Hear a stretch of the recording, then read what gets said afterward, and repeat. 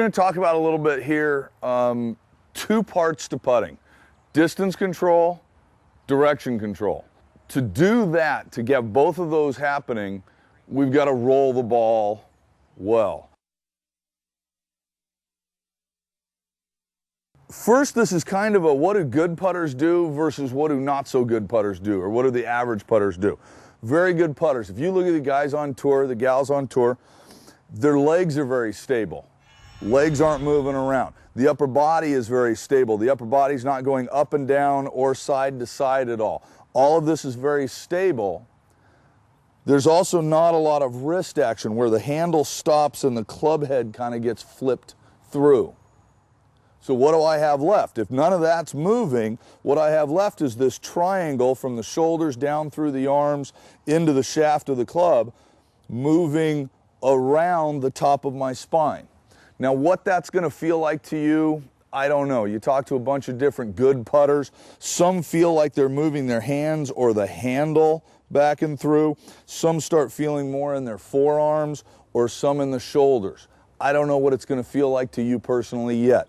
But this triangle moves without the legs and the upper body moving all over the place. That's what good putters look like when they're doing. To be able to do that, I've got to set myself into decent posture, though. What many people do is they stand up and then they squat to get down to the ball. So if I use my legs to get down to the ball right there, what happens is that my shoulders are sitting on top of my legs.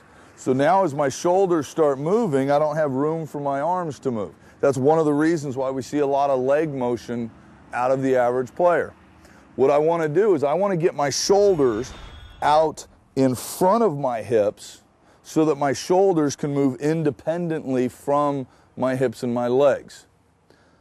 This is one of the reasons why you hear people talking about getting your eyes out over the ball.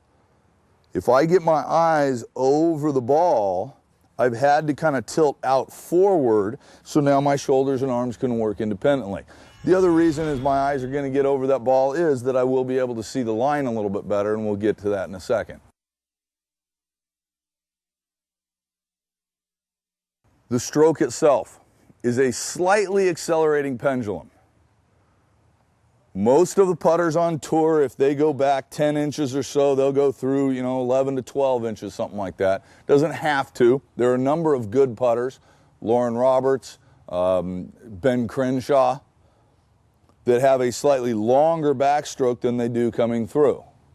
What I don't want you guys to have is have a huge backstroke and a stop, or this little itty bitty backstroke and then pushing it out to the target.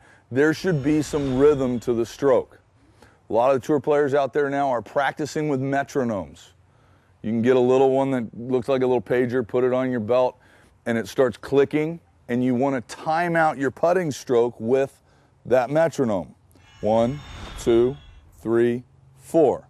I don't want a 2 count going back and then quick this way, but I also don't want it really quick and then slowing down forward. So kind of have a little bit of a rhythm to your putting stroke.